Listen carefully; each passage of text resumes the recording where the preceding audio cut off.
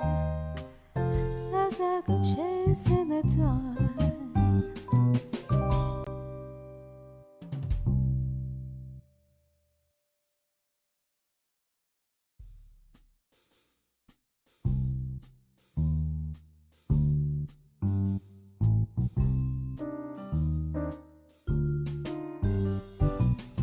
Another stroll in the shadows, one more familiar street.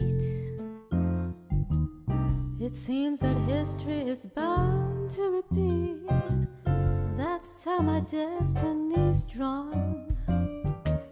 Just when the story is shifting, turns out it's too good to last. Maybe I just can't escape from the past as I go chasing the dawn. Why don't you just release me and go your separate way? My heart has nothing left to give away. Another drink for my troubles, another cold cigarette. I'm not the type, but I'll take a bet that flame will keep burning on as I go chasing the dawn, as I go chasing the dawn, as I go chasing the dawn.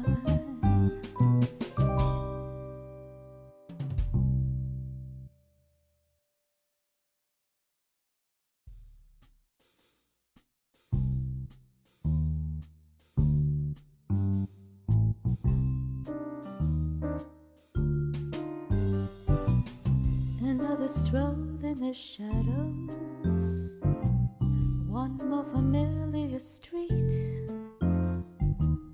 It seems that history is bound to repeat.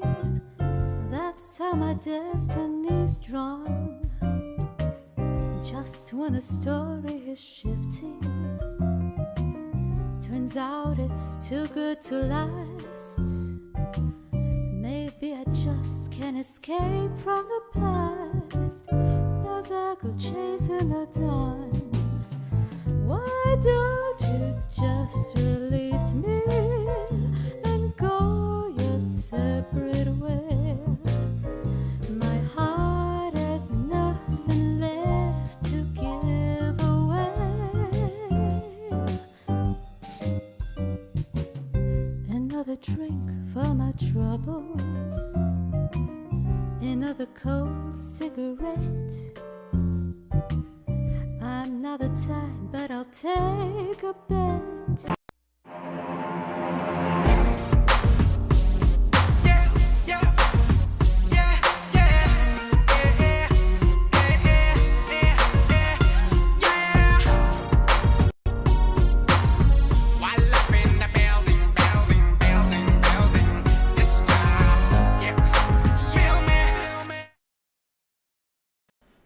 Good morning, everybody, and welcome to Halsey Live. We've got a very special guest today, E.M.Burlingame, and we're going to jump into some fun stuff right away. But first, E.M., let everyone know where they can find you.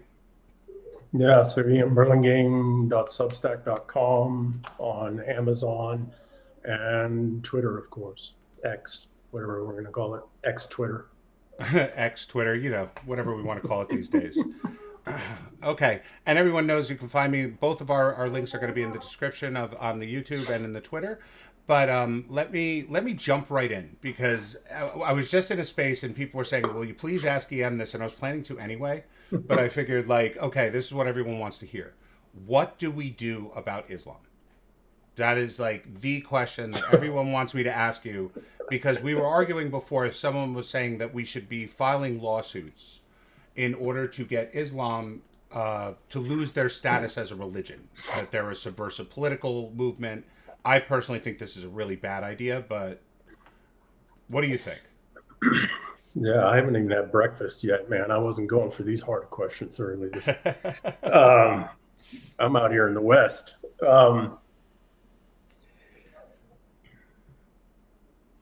Yeah, so it is impossible to revoke somebody's religious status. Right. It's just impossible, especially when the religion's 1,400 years old. So good luck with that. Um, we do have a serious fundamental problem with Islam in Europe and in the English, the European civilizational peoples and the English speaking peoples, English civilizational peoples. We are not compatible, and we never will be. We are also at war. We've been at war nonstop for 1,400 years.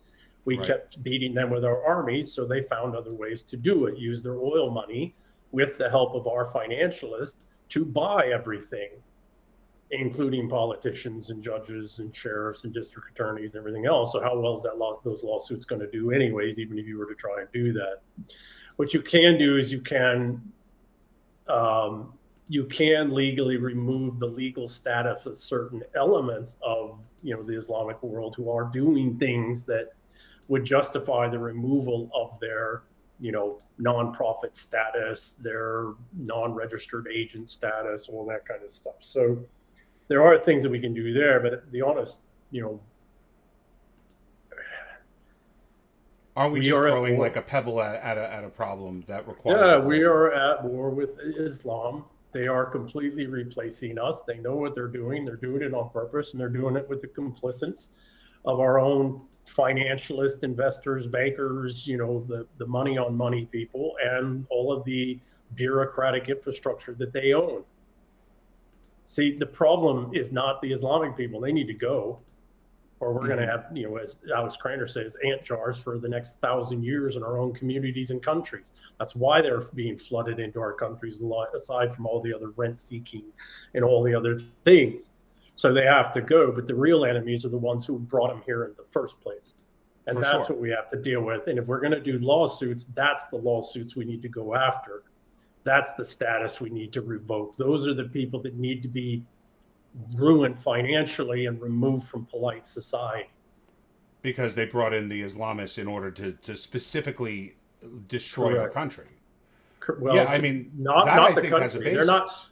they're not here to destroy the country. They're here to destroy our people, so that they can take, because the people stand in the way of their complete and absolute ownership of everything. Right. So you And the think people are still a threat. If we actually really came to it, we could quite easily take these people and pitchforks, the modern day equivalent of torches and pitchforks, and rip them from their beds at night and guillotine their asses. And they know it. So it's not the country they want to destroy. They built it. They've invested heavily in buying everything that they can directly or through derivatives or subcontracts and subordinated contracts and all these other things. It's not the country or the economy they want to destroy. They want to remove the people, because the people are the only threat to them. Why? Because just like the Greeks said in the hot gates of Thermopylae, come and take it. right. It doesn't matter what your contract says. I don't care how many claims you have through how many derivatives on an asset. You have to physically, this is the law, you have to physically take possession. That's what they're doing. They're flooding our countries with people to displace and remove us and cause violence, et cetera, so that we never come together and deny them exercise of their possession ownership contracts. Because once they're here, once they have that, as you said, possession ownership contract, then it comes to the point where revoking it is next to impossible Nearly without correct. using extreme Without violence. straight up, Right. without slaughter, without slaughter. And we are close to that. And those You who are think? creating this situation know it. We are very close to, there is only one solution.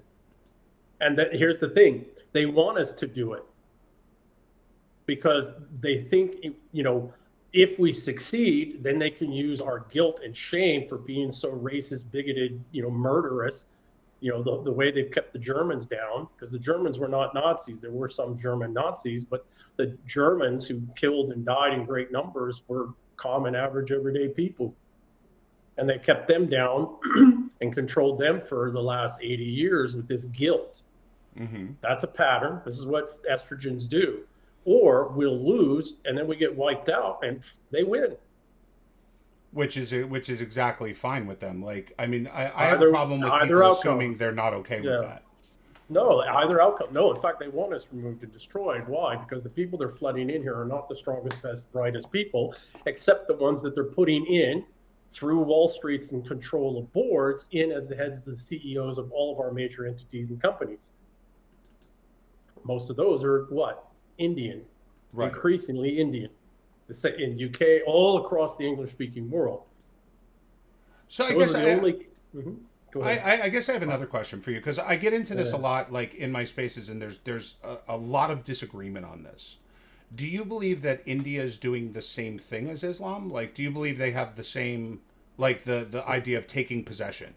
Like, do Yes, you it's think the British. that's what India wants? It's the Muslims and the Indians and Pakistanis being flooded in are being flooded in by the same financialists. It's the British, the Dutch, the Venetians before. It is these financialists. They are controlling both. They are flooding both. And if you look at the distribution of these, they're flooding the Muslims into communities specifically to cause, ethnic tensions and religious tensions and just tension and violence. But at the same time, while we're all paying attention to that, they're putting Indians in control of all of the economics. They're putting them into all the, well-paying jobs. They're putting them in as the CEOs, again, through control of boards primarily. And, the modern day guilds, the regulators and et cetera, they're putting their managerial class, which is Indian, which is British going back 300 years. They're Right. putting them in every single economic position of leadership. They're taking control of all of our economy that way while we're all paying attention to the Islam threat, which is a real threat. But that's what you do. Right. You flood with a threat of violence, a very real threat of violence. You constantly, Sarah Adams, constantly threatening, terrorism, et cetera. Meanwhile, nobody's paying attention to how they're using the law, how they're using business law in particular, and tort law to put Indian leadership in position and not just in business and finance, but in the regulators and government itself. Right. It's a total and absolute takeover of everything. I've heard the argument, and just so you know, I happen to agree with you, but what about the argument that people say, well, Indians, number one, are opposed to Islam, and number two, are compatible with the West, therefore they do very well here financially, and they somewhat integrate, but I don't. Do they? They do financially. Or are they being backed and supported by? So, what do the British, Dutch, Venetians do extraordinarily well? PSYOPs. Mm-hmm. They tell you a thing and get you to believe it that isn't true, but it supports their mission. So did Americans who built these major corporations suddenly stop being people who could build global multinational corporations? Or are they creating an argument and a lie that, justifies the flooding of non-Americans, non-English, non-Irish, non-Scottish, non-Australian, non-Canadian, et cetera, peoples who have absolutely fuck all loyalty to the land and to the peoples of the land, to the cultures and societies of the land. All they care about is making a bunch of money. Right. Well, I mean, one would argue that's also kind of the American dream, is that you're going to, be able to sit back and make a lot of money, but I don't. That's not the American dream. The American dream is that you're going to have upward mobility that you earn. Right. That's the American dream. Not that I'm going to be put into some position, some job position and be able to earn a good living. No, the American dream is that if I put in hard effort and work, will have upward mobility to the extent that I want it. Right. Or it's very different. Right. And it's very different than bringing in a managerial class where they're just grateful to have these high-end level jobs. And what about the argument that the reason we have all these Indians or to some extent Chinese is because of the size of their markets, in that we can... It's also rubbish. I think so too, but... We can handle it ourselves. The whole thing is the other face of the invasion. Mm-hmm. This is what the British do. This is why the Acts of Union, or the Acts of Settlement, the Act of Settlement, not Acts, not plural. This is why the Act of Settlement was rolled out in 1701, because the Dutch, who had just taken over the crown in this, inglorious revolution, silent coup, basically, in 1688 were flooding all of the leadership positions, the magistrates and everything else with Dutch, Right. not English. And they were using the same arguments because, at the time, the Amsterdam and the Dutch were the most, and the Dutch East India Company were the most successful in the world in this financialist structure and system. And so they were using this exact same argument they're using for the Indians now with the Dutch back in the late 1600s and the 1700s. And it didn't work then. It's probably not going to work now. But well, it worked for them, right? Because what happened, the government came out. Well, they've been in total and absolute control of the English-speaking people ever since, gutting them the whole time. To where now we're strangers in our own lands. We're outcasts in our own lands, far more than people realize. So, right? So that being said, then, how does a group that's put in power per se by financialists, as you said, or by the managerial class, how do they expect that these people will be looked towards like favorably in the advent of a currency collapse, which is a very real possibility at this point? Like, I would say it's almost. They don't care because they count on people's psychology. And you know this around voting, et cetera.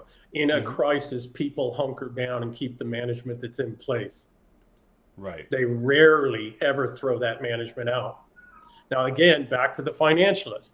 Even were we to go hard, I don't want to say ethno-nationalist, but unfortunately, I think it's getting there.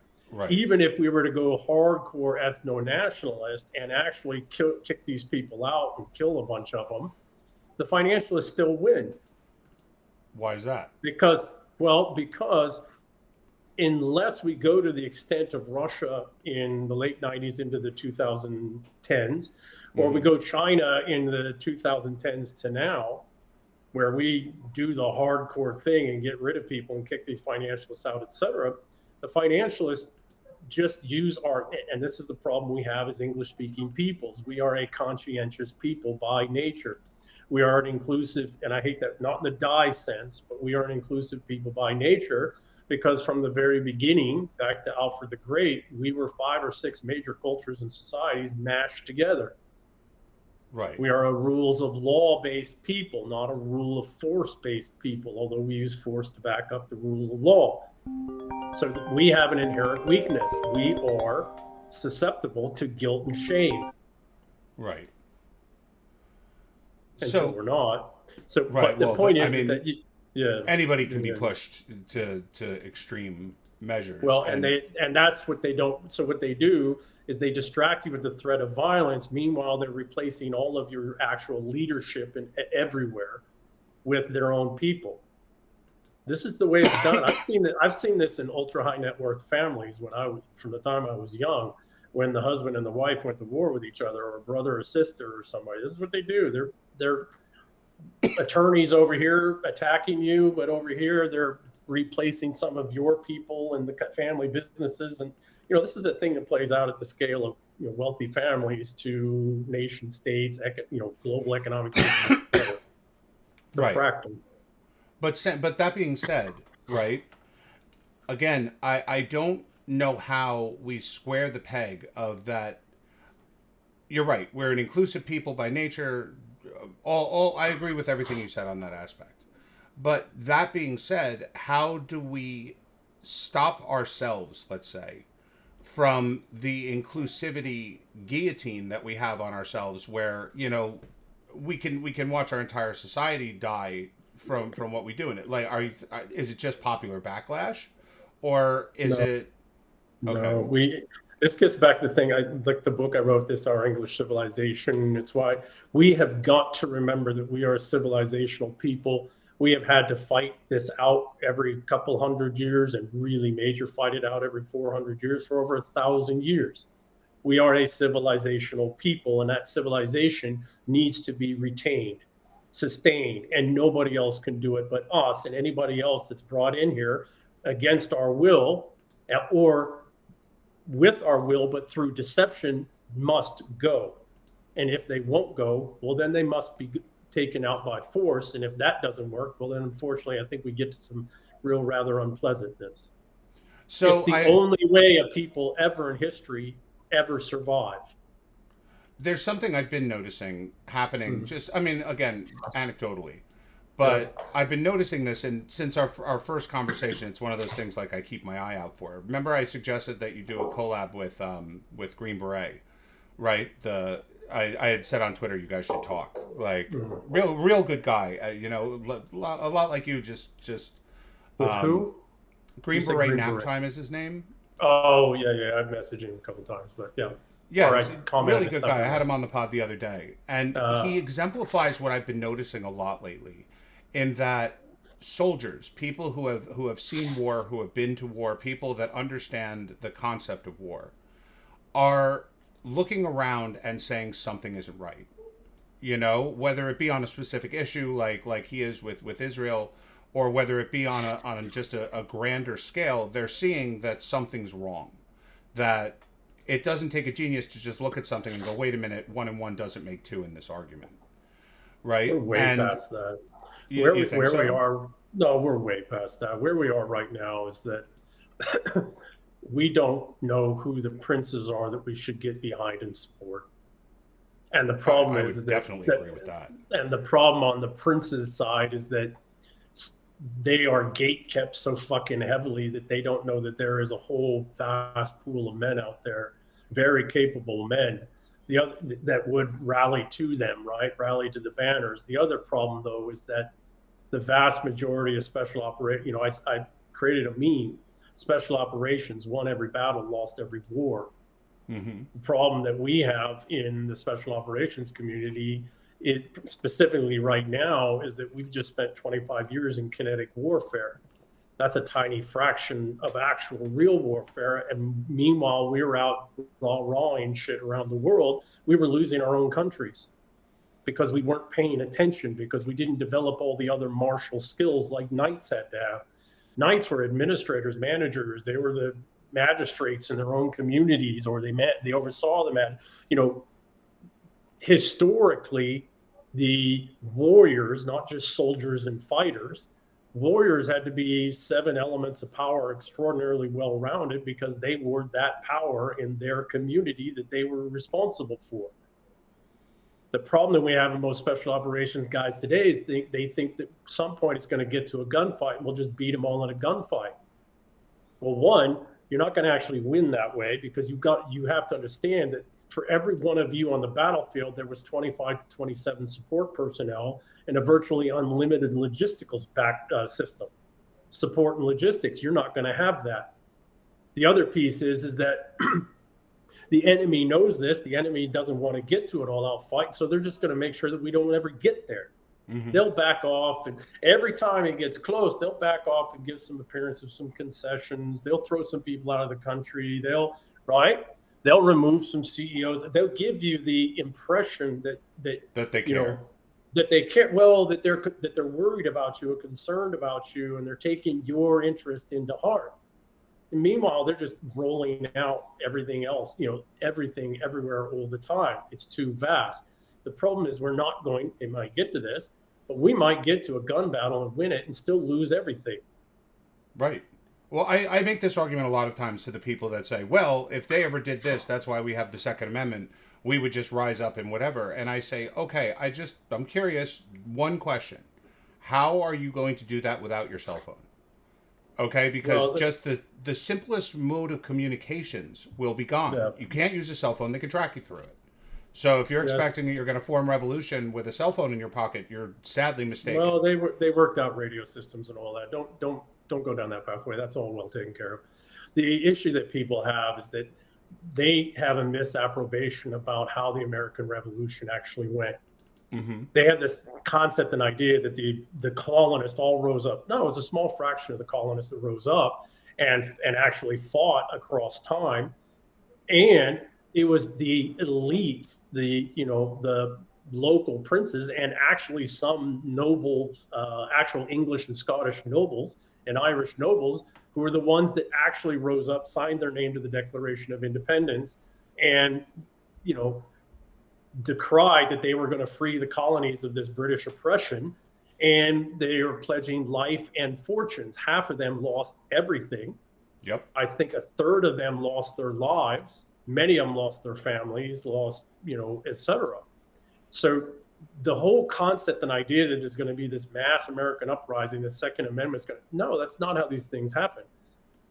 You have to have the elites to say, okay, we get it, we understand it, we're going to, and you got to do all the legal work ahead of time. You got to do all the preparatory work, constitutionality reset, all of that, exactly as a colonist. That's the other thing. People think that there was some flashover event. No, the colonists have been in the courts for 20 years, 30 years trying to get redress. They had been doing everything right. They had been thinking out all the nuances and details of, well, if we do have to go here, how do we do it within the bounds of English law and English society and English civilization? Not how do we just burn it all down and create something. Those were very elite people who did that, who were actually able to even often go speak to the king. Yep. That's the level that they were at. I'm shocked when I tell people that after the Boston Tea Party, George Washington condemned it. He said it was an unnecessary provocation of the crown. Yes. Most people think they were all on board at that point and that they were just the outspoken ones, the ones who did the Boston Tea Party. No, they were looked at as radicals. They were looked at as subversives almost. Yes. Yeah, so this whole concept and idea, again, I go back to the meme I created. Special operations won every battle, lost every war. Mm-hmm. So now we're going to win a war at home. Get the fuck out of here. Right? Now, well, I'm not... Go ahead. Yeah, go ahead. No, well, I was just going to say, I'm not meaning to diminish special operations intelligence guys at all. I am one. Right. And these guys are amazing and incredible, but 99.999% of them I've ever talked to, including the guys at Intel, failed to understand that their entire capacity to be the guy they was unbelievably resourced and supported. 25 for every one Navy SEAL, Green Beret, special operations guy, there's 25 to 27 support personnel for each one of us, and virtually unlimited logistics, technical coverage, as well as vast amounts of decades and even centuries on access and placement and relationships and obligations and commitments and all of this stuff. How much of that do we actually have here in the United States in our own damn communities if shit went sideways? And or how much do we have that can't be countered by a superior force of the United States government? Well, this is okay, and I wrote another piece. The enemy that they think, and it's rightfully so, owns and controls virtually, I've written on this, virtually every single port in the United States is controlled by the enemy right now. What do you mean? So how you get look at the political parties and the governments in every one of the ports along both coasts and both borders. Mm-hmm. You look at those cities, virtually every single one of the airports and every major airports, logistics hub, transport hubs, and virtually every single one of the seaports and every one of the ports of entry along the north and southern borders are Democrat. Mm-hmm. Virtually every single one of them, and not just Democrats. I don't want to pick on Democrats, but they are a specific type of, Democrat, right? This wokest, far leftist kind of Democrat. Right. That wasn't done on accident. Meanwhile, we're running around thinking we're going to,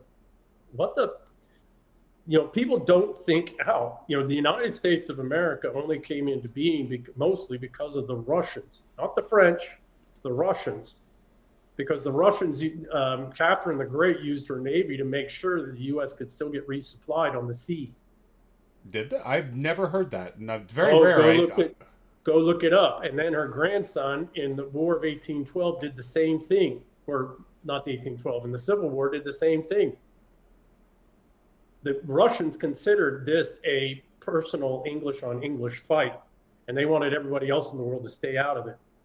And they used their extensive navy, and not just navy, but more their intelligence networks, which were extraordinary still to this day, and their diplomatic relations and connections to ensure that most of the world stayed out of it and didn't see it as a land grab opportunity for the continent of the United States, right? Which would have been a threat to Russia. So there would not be United States of America, yes, if the French hadn't participated more than once, right, in the Revolution, 1812, and the Civil War. Right. But more so, we would not be here if it wasn't for the Russians, who ensured that we could get resupplied via the sea. Well, what happens when all of the ports from the sea are owned and controlled by the enemy? This is a fact. People go look it up. I've written it out. I've written, etc. Right? So I have immense respect for special operations guys and intel guys, but they do not know the environment they're operating in. And again, won every battle, lost every war. Why? Because militaries don't win wars. Princes do, who work out a new balance of power between themselves and come to agreements about how the distribution of power amongst the elites is going, and with the people, because they have to make concessions to the people in order for the people to stand and fight with them, etc. And so what comes out of this is a new pact and covenant with the people. But really what has to happen is a new balance of power amongst the elites. That's what's really happening. That's the real fight. That's the real, the real enemies we have are not the people flooded into our countries that have to go one way or the other. It's the people sending them here. And why are they sending them here? Because the elites are locked in an all-out world war. So that brings up, I was having a debate with someone the other day about this. Like you were saying with the special forces, and it makes me wonder about even just everyday Americans. Do everyday Americans have the ability at this point to see the enemy, to see what the enemy is? If they want to, but this is why everybody's so distracted with all the fear mongering and all the noise and all the American people are actually rather intelligent, rather smart. They're rather well educated. They're very, they're well fed, which is a big deal. Americans are extraordinary people. The problem is that they keep falling for the same 400-year-old psyops. And the main psyop and all the noise and all the fear mongering and all of the 300 different psyops that are going on, the aliens and the adrenochromes and these are all the same. They're all just aspects of the same major psyop. And what is this major psyop with respect to us? There is no such thing as an English civilization. You are not a civilizational people. And that down with princes. I mean, they're specifically saying it now, the No Kings protests. No Kings. Everything that has happened to us has happened in a century, in the United States even more, where we've had no king. So how exactly is the king the problem? How exactly are the princes the problem?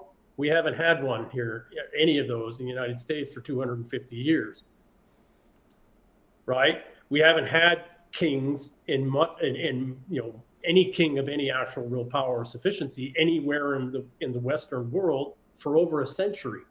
Right. Even though it seems that we're open to the idea, because the most successful presidents are elected because of their kind of kingly-like behavior. Like the strongman is more likely to get elected than the wimp. Well, that's how the system, the American system was set up. We have a king. It's just we get to choose the king. And actually, if you look historically, it's how the Mongols did it. A lot of these great societies and civilizations, of time and history, they chose their kings. They needed a king. Michael Hudson talks to this in his own way, right? You need a king. You need a Caesar. But you need to be able to choose the Caesar. Now, they got to earn it on merit, too. So they got to be able to fight this 7 elements of power kind of fight all out every minute, every day, and prove that they can do it, right? But American system was set up as the English manorial system, just constitutionally bound, which was an extension of the English Constitution and the English Bill of Rights from 100 plus years before. Right. Well, just about 100 years before. So, yes, I have immense faith and confidence in the American people. I have immense faith and confidence in our martial prowess and capacities. The problem is we don't understand the war we're fighting, and we have this unbelievable misapprobation that we're going to have unlimited, that we're going to be in an environment where we have unlimited supplies and unlimited logistics and unlimited, technological support. Because the other kind of fight is you're going to be up against people who do own all the ports, north, south, east, and west, and can get resupplied by sea virtually unlimited. And what do you do when you can't go to the gun store and buy a box of ammo? You know, like people train for every scenario of how you'll fight the war, but not the simplest things of where do you get your ammo from if things go sideways. Well, let's take it in another level. Okay. In a time of great conflict and scarcity, your own local government, even if they're red, is going to turn against you because they're going to use their legal use of force to ensure that they are the ones who are continuing to have energy, food, water, resources, etc. Right. They're the ones that are going to manage a whole lot of these communities in even the red states are actually controlled by the deep blue Democrats. Oh, for sure. For sure. You can see that just in the way they pass laws, that no matter how red they are, they pass laws that are extremely blue. Look at Texas, right? So the issue is that we are not looking properly at we have not been in a conflict at home for so long that we don't have a fucking clue what we're talking about. And the guys that have the skill sets necessary, particularly the Green Berets on unconventional warfare, which is guerrilla warfare, it's overthrowing a country from the inside, etc. Even we have a fundamental, because for 25 years we've been in these wars where we're just tens of trillions of dollars of resources were thrown at us. And we dramatically overpowered the people we were fighting. How's that going in Ukraine for American, forces there advising and assisting in Ukraine? Mm-hmm. Right? So the problem that we have is that, well, I'm belaboring a point now, but the point you're not belaboring the point. You're really good point. We really haven't thought this out, right? And we're going to be guerrilla, so are we going to become the Taliban in our own country? No. Well, I mean, that's the only option is we become the Taliban in our own country, because that's the only way we're going to win this through gunfights. And oh, by the way, the Taliban didn't win through gunfights. The Taliban won through all this relationship building, threats, manipulations, assassinations, etc. And then what did they do? They just wore us down. Right. We got bored and we quit. Do you think our enemies are going to get bored and quit? The stakes are the wealthiest country in the history of the world. That's what's at stake. Afghanistan wasn't that. Iraq wasn't that. Vietnam wasn't that. No, not even close. So do you think that the enemy fighting us is going to quit? No. I also don't think they have the option to, even if they wanted to. They don't. They'll fight for 100 years if they have to. We won't last for 100 years. We probably wouldn't last 20 years. Right? Not in extended battle, that's for sure. And then the part of the problem is that on the other side, the few princely-like oligarchs we got are retards thinking that they're going to be able to escape to their compound in Wyoming and they're going to be all right.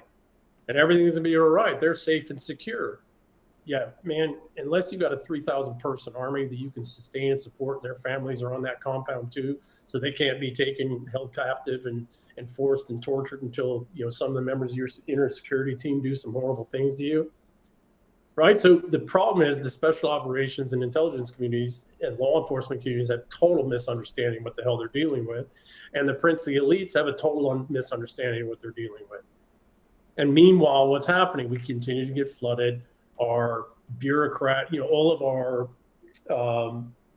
bureaucratic feudalist systems are steadily taken over. All of our economic positions, income earning, wealth building positions are taken over by Indians, and primarily Indians, but foreigners, primarily Indians. And our communities are flooded with, freaking highly trained or can be highly trained fucking terrorists. Yep. And meanwhile, we're all running around going, well, one day it's going to go down and we're going to win this gunfight. Motherfucker, you have no idea what's coming. You have no idea what it's going to really take to actually do this. The founding fathers did. And so we really, Americans who do care really need to go back and study the period from about 1740 into about 1830, 1820. Mm-hmm. I mean, really look at it. Look at the founding fathers. Look at the dynamics. Look at other people. Look at the fighting. Look at like first thing that happened in the war was we weren't fighting redcoats. We were fighting other colonials for the first couple of years of the war, and the redcoats here and there. People Right. think that we won the war because we defeated the redcoats. No, we won the war because we killed a whole lot of Americans, what would become Americans, colonials. Mm-hmm. We rooted out these judges. We rooted out these government hacks. We rooted out the British in their infiltration of our economic and political and judicial and every other system. And even still, there were still plenty of loyalists by the time the Redcoats made a real effort at it. There was plenty of them. Correct. And the other piece is that we were able to control at least half of the ports. Mm-hmm. We control none of them now. So what are we going to do? We're going to invade New York City, it's a major port. We're going to take the eastern seaboard of New Jersey, it's a major port. We're going to take Oakland and Long Beach. Are we going to take, Portland and Seattle? These are all major ports. Are we going to take El Paso, Texas? Ontario, Canada? See, people, because that's the only way you're going to get supplied from the outside. And no, by the way, who's going to do the supply? Right. Is it right? Is it the French? French are our enemies right now. French were always our enemies, by the way. Yeah. Right? They did their own thing because of their own thing. Is it the Germans? Is it the Spanish? Who the hell is going to resupply us? The only two countries out there that could resupply us would be Russia and China. Hence all of the anti-Russia, anti-China bullshit. Right? And they would do so because they have every interest to see a stable, strong, capable United States that isn't an enemy of theirs, which we're not naturally enemies of theirs. The ones screaming for the destruction of Russia and China are the fucking British in our own system. Right. And I say this as an Englishman and a Scot. Mm-hmm. The fucking British are occupiers. They've been occupying our peoples for 320 years, 340 years. It's time to throw their asses out, throw them off. I mean, I wish. I always tell people after 10/7, when Israel was gearing up for war, I got calls from family and friends that were in the army that didn't have scopes on their rifles, and they didn't know what to do because requesting one, people had better shit to do. The leadership was busy trying to formulate a response plan, and it came down to just regular people sending them, sending them rifles and scopes and things like that. Like, how do you win a war without the most simple of armaments that you need for your people? Oh, and by the way, a war that's going to go on for years. Right. At least half a decade, if not a decade. A war in which half the world, not Russia and China, by the way, but half the world, including fucking India, wants to see you destroyed. Right. An existential war that has no immediate end or no immediate goal. Like, you can't say this is the end goal of the war because it would A, be impossible, and B, it would be political and morale destroying to set goals that can't be reached. It's also not a geographic war. It's a human, so it's not geographic terrain war. It's a human terrain war. And in human terrain war, you're just killing you're figuring out the bad humans and you're killing humans. Right. And I mean killing them. And that isn't some pitched battle on pitched battle. That happens true, but it's working out. Who's really the bad guy? Who's really working against the best interests of the English civilization? Become American, become America. Who's really working against native citizens and native peoples in all these clever, sophisticated bullshit, legally, politically hidden ways? And how do you take them out? Right? And you'll find that a lot of your, just like the early days of the American Revolution, that a lot of your staunchest, worst enemies are people you think are your friends. Well, I mean, that was the whole thing about the Civil War, brother on brother. It was that when it comes down to it, you can think you're politically aligned with people, you can think you're emotionally aligned with people, you can think everyone's your friend, your buddy, your whatever. If it doesn't work out that way, what do you do? What do you do when you don't have friends or allies? Like, that's one of those $1 million questions that when you try to pose to people, like, look, this isn't something that's going to be easy. And this is an argument I constantly have, is the people that all believe that should shit go sideways here in this country, it'll be an easy fix.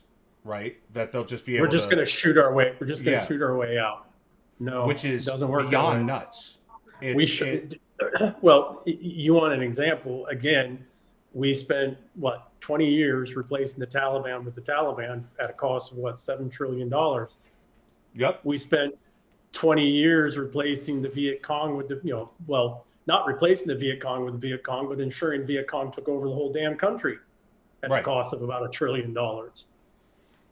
That's all we do. That's, what did we do in Iraq? We didn't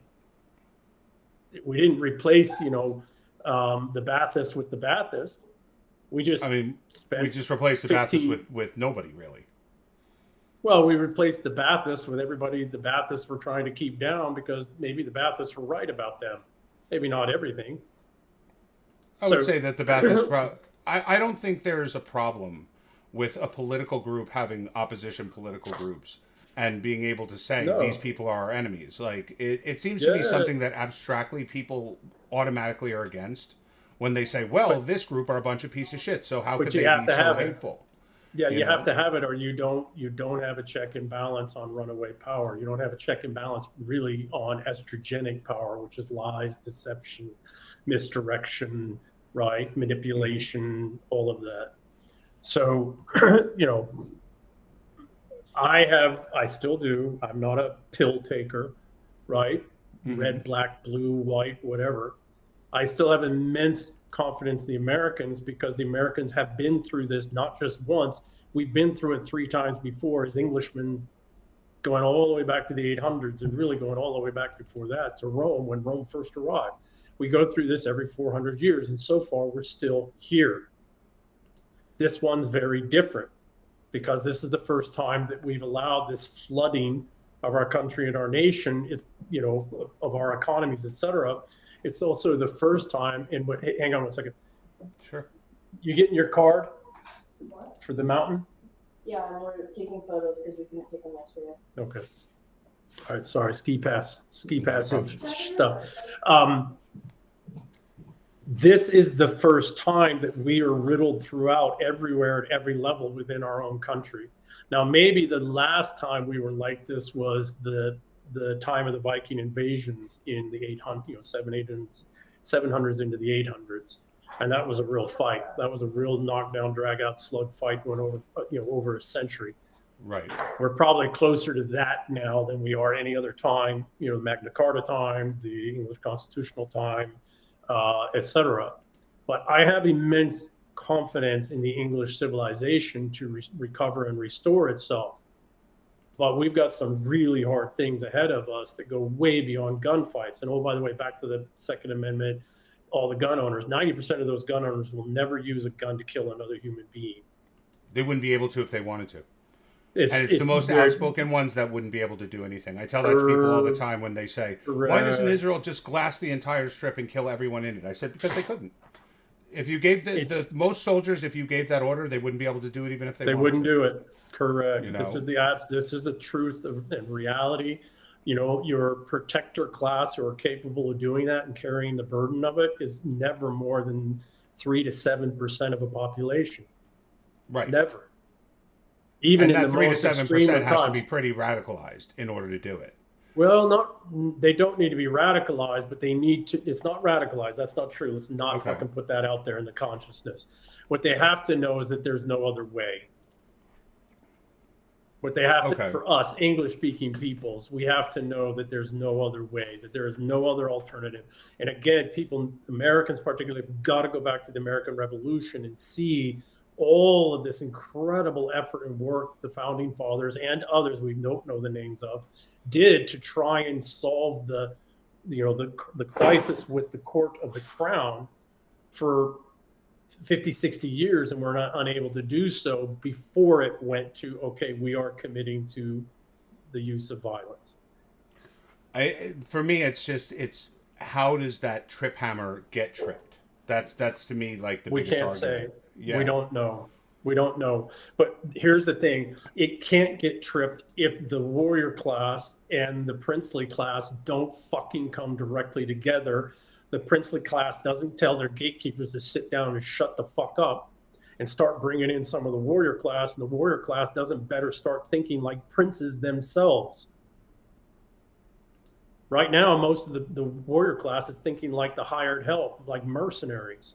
And that has to also do with the private military contractor business, et cetera. That's not going to win wars. Mercenaries don't win wars. They can give you an advantage in certain battles, but mercenaries never win wars. And so our warriors are thinking like mercenaries, or they're thinking like, well, we're going to go straight up Viking, which I'm not necessarily opposed to. But Vikings weren't fighting in their own lands, except for when they're having fights with themselves. Vikings were fighting in somebody else's land. So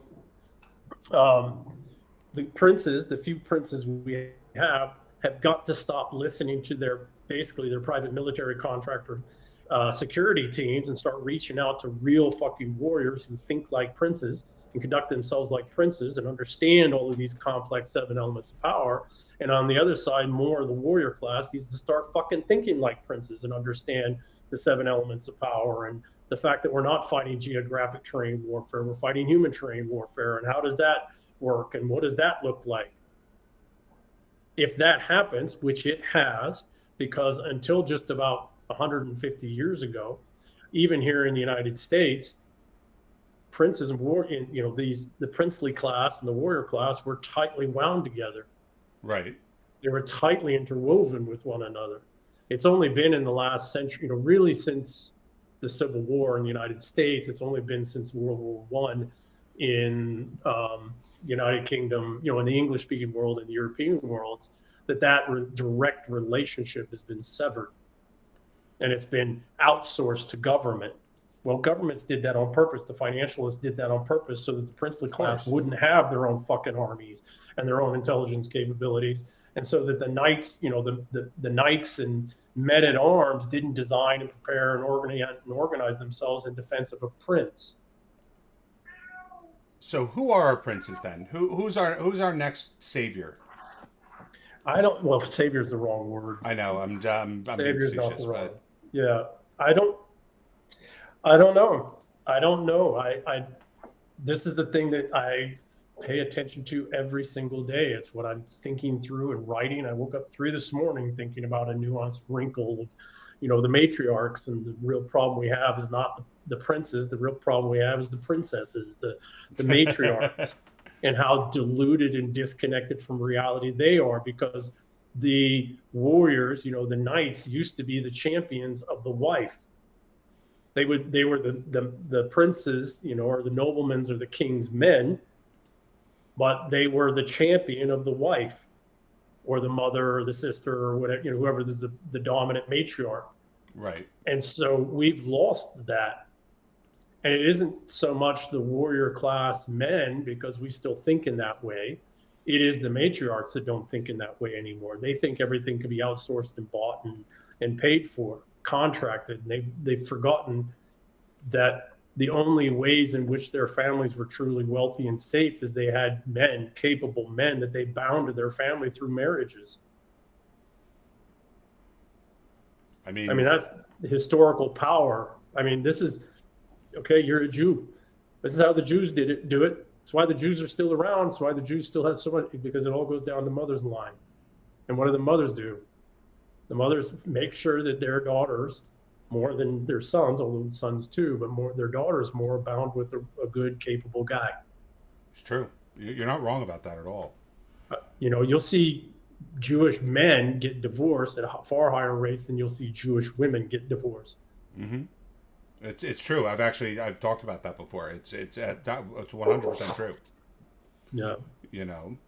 It's just, I see the horizon right now, and I'm seeing that the people that are going to be running for all, like Trump right now is as close as we're going to get to nobility, right? Like in terms of just who's running the country, someone who we can look at with some level of trust that things are going to change, whether it's for the good or bad, that's to be argued. Well, I think J.D. Vance, maybe. Hegseth, maybe. Now, Hegseth wouldn't probably never be the president. But one of the things that's happened under the Trump administration is that they've done an extraordinary job of realizing that the next power iteration in a couple of years is not boomer-led, it's Gen X and older millennial-led. And they've Sure. done an extraordinary job of putting millennials, older millennials and Xers in all of the critical positions. Not only that, virtually every single, well, not every single one of them, but in the key roles, they all have combat and military experience. Right? Yeah. And one of the things that, that goes back to the older pattern I was talking about, princes and warrior class, and the overlaps generally through the knighthoods in the old days. For thousands of years, it's been this way. Even in Rome had its own equivalents of this, both under the Republic and under the royal before and the imperial systems after. Vance and Hegseth are both Ivy Leaguers, but they're all both military guys. And they're not high-ranking military guys that skirted through because of their Ivy League status. Right. Vance went Ivy League after his time in the Marine Corps. Mm-hmm. So they bridge, now they both went to fucking Yale. So talk about a British university and British system. It's like, Jesus Christ, and he couldn't get more fucking Anglo-Dutch. But we are at a unique time on another side of the GWAT, global war on terror, in that we do have extraordinary number of men and some women with direct combat experience, with direct human terrain kind of warfare and how to fail at it. Very few successes. We also have a good number. I know several of the guys that I served with, and I went into special operations much later than most guys, in my 40s. But I've served with guys myself who've gone on to Harvard and Princeton and Yale and PhDs and MBAs and CFAs and gone on to work with some of the major corporations, et cetera. I don't know anyone into politics. I'm a Green Beret, not a SEAL. Seems the SEALs do the politics. We're getting into it more, but we are at a unique time where there has been, and like myself, who left Silicon Valley, I also know several guys who were multi-millionaires. Even one guy's worth $600 million, who left their, high-paying Wall Street, Silicon Valley, et cetera, gigs, and they went into the military and served. We haven't seen that since World War II. That kind of admixing of social classes, socioeconomic classes, education, so we have all of the componentry and pieces. The problem is that we are not thinking about all of this on a broad enough scale in the way in which we approached and thought about what would become the Revolutionary War. Right. And we must, because that's really what we're doing. We are finishing the Revolutionary War. We are completing the revolution. Finally, truly breaking free. But that's going to be a knockdown, drag-out fight, because the largest pool of wealth in human history is boomer wealth. And by far the largest pool of boomer wealth in the world is in the United States. Yep. They will fight, those who are, that is the prize. That is what we are all actually fighting over right now, is the vast pool of boomer wealth in the English-speaking world writ large. Vast portion of it centered right here in the United States. 80% of it is here in the United States, but it takes into account the rest of the English-speaking world because we've all risen to this pool of boomer wealth together. That's right. What we're really fighting over. That's what people need to understand is the prize that's trying to be taken through all this passive-aggressive, sotto voce kind of ways. That's what we're going to have to fight out, is that we keep, Molon Lay, come and take it. I mean, you're right in so many different ways, in that even the younger class, who I don't have the most faith in, they see the boomer wealth and they say that's supposed to be our birthright. That's supposed to be our inheritance. Correct. And they're realizing very, very quickly that's not the case. Like it's being taken from them, and they can want it all they want, but here's the thing: if princes and warriors come together, we have an unlimited number of brilliant young men who will stand and fight, and they don't need to be standing in the trenches fighting. That's not this kind of fight. What they need to be doing, and this is the thing that I'm working on right now, we're getting ready to launch a project here, but what I'm working on right now is how to, We are in the age of information warfare. The vast number of these younger guys really understand how to do information warfare, but through gaming. Well, that's what we need. We need to know who's really who's really doing what. How do we cut through all the noise of the machine and the bureaucracy and the financialist, psyops? Well, we've got an available pool of young men. We don't need them out gunfighting. Now, some of them, but this conflict there is going to be gunfights. That's just a freaking fact. Right. But this fight is going to be fought by us out thinking and having far better situational awareness and informational awareness than our enemies. I have a friend I do spaces with all the time, and really good friend.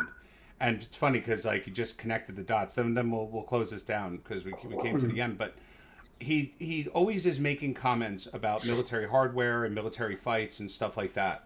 And people like tend to do a little chuckle because he usually learns that information from gaming. Right? Like he'll be like, I play this game and I know that this tank and this and this, that.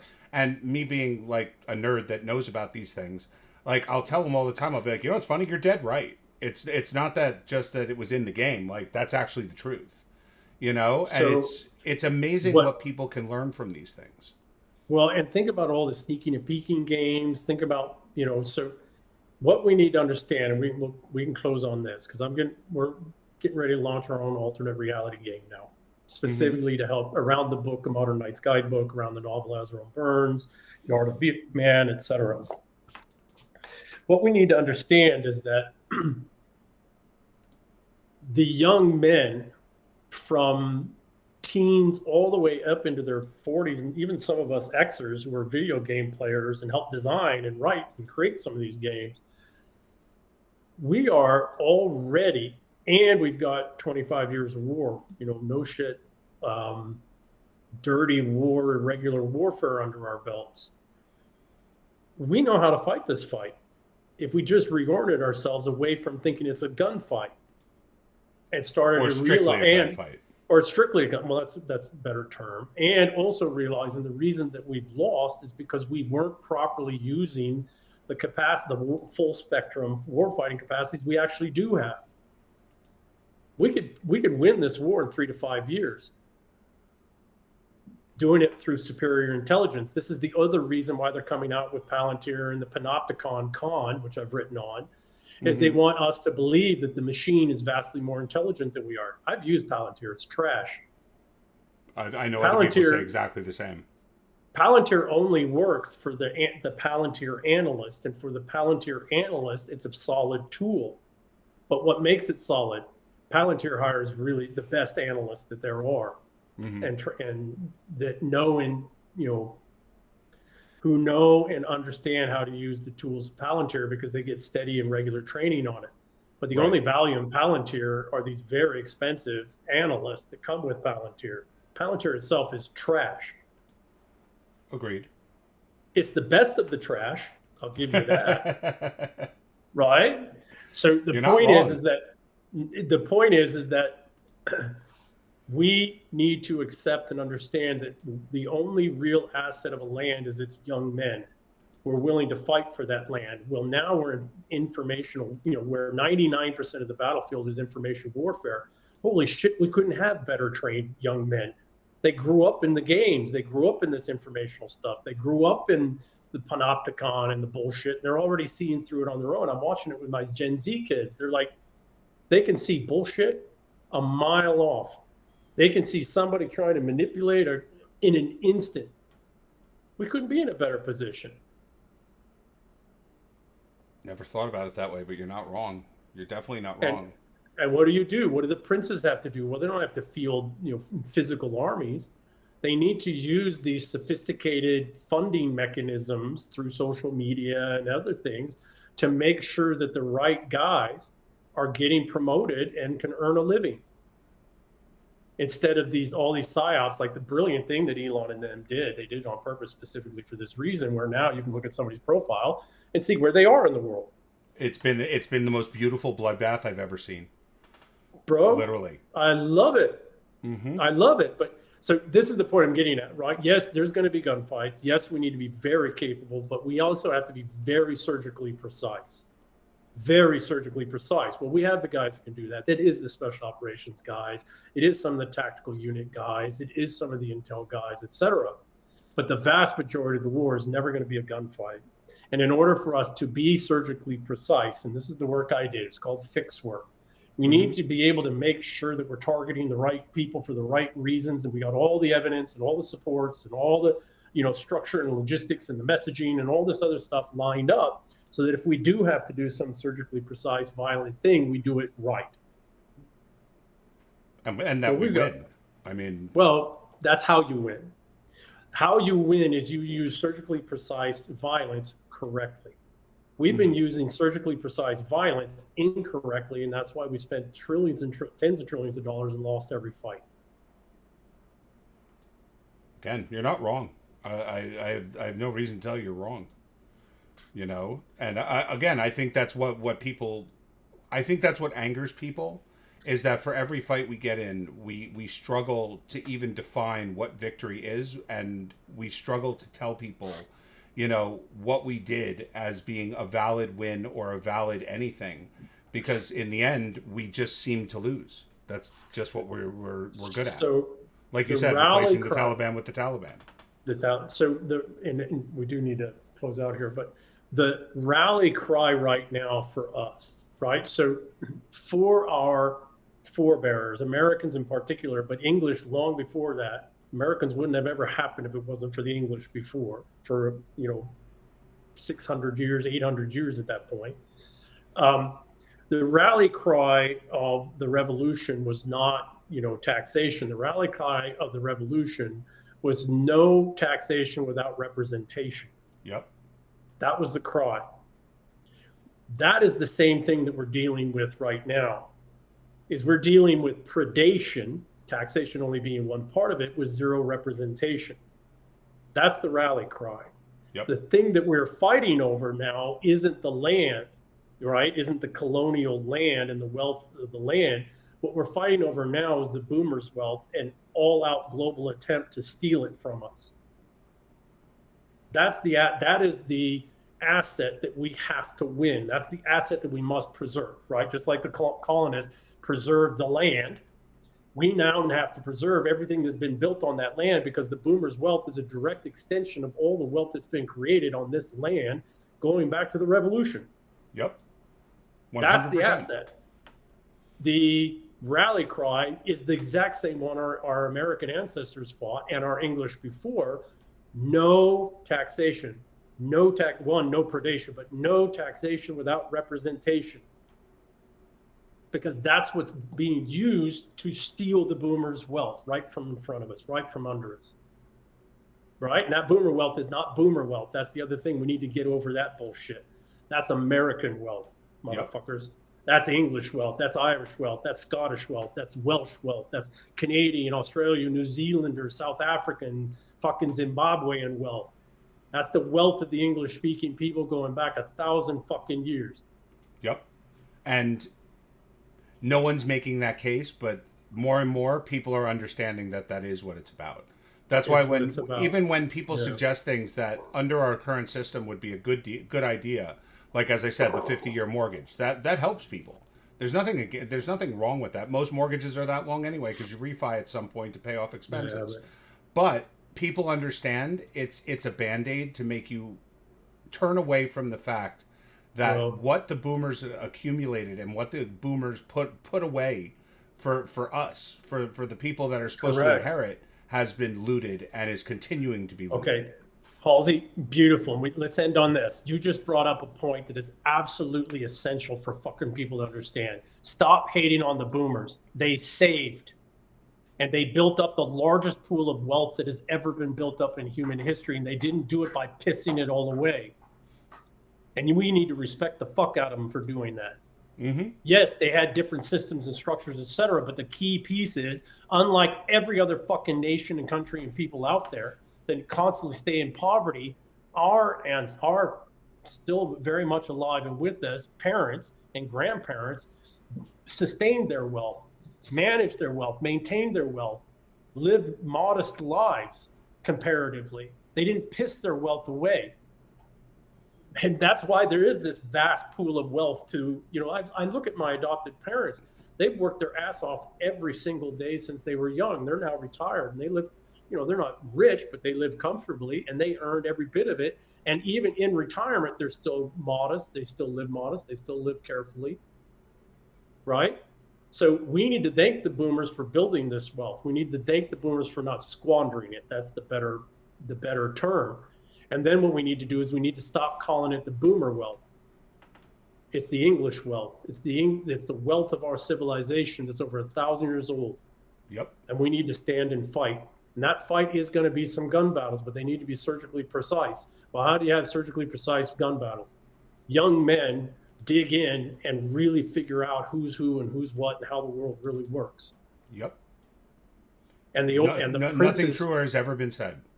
And the princes figure out how to make sure that the young men that do that do it well, get paid for it. Mm-hmm. And not in some intel organization or RAND or any of the other British fucking constructs. Nope. That they're able to take their knowledge and their abilities and put them on the market in a real way. Not to be thrown crumbs, but to be given that real opportunity that they always were told existed that they're not seeing anymore. And through that to earn status in their own communities, because that's how you get young men loyal. You help them earn status. Why? Because women are only attracted to men with status. Hypergamy is definitely a thing. There's no doubt about that. It's not a thing. It's everything. So, well, that's what we've got for today. And ladies and gentlemen, the one and only great E.M.Burlingame. His links will be in the description, but give him a follow on Twitter. Hit up his Substack.